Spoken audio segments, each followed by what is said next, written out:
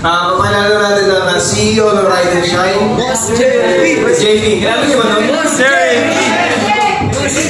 Ayan, magandang gabi sa akin lahat. Mag-iingay ni Pops Ro. Yeah, magandang gabi.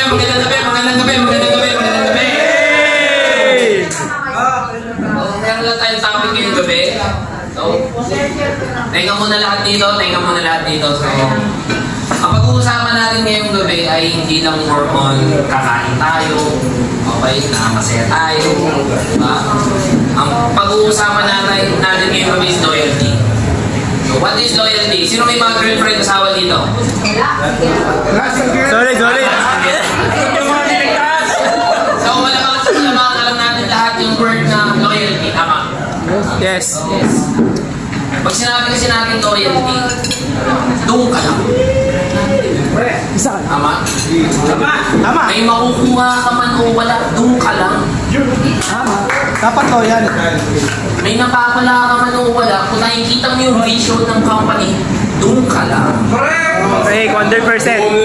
Kasi kapag hindi ka nakapagantay, you can go out, you can get out. Sa mga nagmamadali dyan, gusto nung lipad ka agad, pwede kayo umalis freely. Tama, amen. Huwag kayong masyadong ma-overwhelm sa mga offers na labas. Okay? Kasi siyempre, ako, wala namang maliit malaki, tama? Wala namang maliit malaki.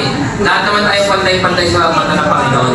Pero, sabi nga nila, if God's will yan, ibibigay yan, tama? Naniniwala ba kayo, aksidente to? Nandito tayo lahat, nagkikita-kita tayo ngayon, aksidente to? Hindi, walang aksidente, lahat to nakasulat. So, ibig sabihin, nasa sa inyo na yun. Kung ano ba yung dahilan ng pagkikita natin ngayong gabi? Kung para saan ba talaga to? Okay? Loyalty means, nakikita mo yung vision, hindi mo pa nakikita yung result, pero nakikita mo yung vision kung saan papunta, hold on. Hindi yung konting ano lang, may nagabot ko na rin ng fried chicken. Fried chicken din yung inabot sa'yo nung una. Tikim ka ngayon ng bagong fried chicken. Sasabihin mo pa sa labas, ang sarap din ng bagong fried chicken. Meron ka ng hawak na bagong na naunang fried chicken eh. Be loyal, guys. Okay? Huwag kayong ma-overwhelm. Bakit? Simple lang. Kasi kapag na-overwhelm ka, yung emotions mo, yun na yung nag-iisip para sa'yo. And technically speaking, kapag emosyon ang nag-iisip, 90% is mali. Kapag emosyon ang ginamit mo sa pagdedesisyon, 90% mali.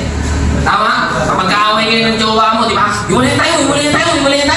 Tapos bukas, di ba, kapag kalmado ka na, sorry na. Ibig sabihin, mali yung desisyon mo kagabi. Kasi emosyon yung inuuna mo. Si Pops Ro yata yun. Tama? Huwag kayo masyadong magpapakaya sa emosyon nyo pa na-overwhelm kayo, kinilig kayo. Okay lang, pero at the end of the day, isipin mo maigi. Mamaya kasi yung nagsubo sa'yo ng bagong kutsara, mapasubo ka talaga. Legal matters ang pinag-uusapan natin, mga boss. Legal matters. Mamaya kasi, sinubuhan ka na dito, tapos nagpasubo ka pa sa iba. Subo ka. Diba? Subo ba yan? Okay. Itong pag-drawing lang ito. Nakita ko ito din drawing. Kita ko din drawing to. At nandito na. Okay? Nasa sa inyo lang yan. If you're gonna grab the opportunity, kung seseryosohin nyo o hindi. Kasi ang purpose talaga ng community na to, ng grupo na to, is lahat po tayo mamayagpag. Hindi po yung kumpanya lang. Lahat po magkaroon ng pera sa bulsa. Kasi we are offering opportunities that you can grab to generate or create money. Hindi po tayo nagbebenta, mga boss. Okay, tatandaan nyo. Hindi po tayo nagbebenta. We are serving people. We are giving the solution to the problem. Okay? Magkaiba yung hard selling. Malamang, ba't bumibenta nyo hindi naman kailangan produkto? Ibebenta mo yan, syempre, sa may kailangan. Then going back. Yun yung nakita natin purpose.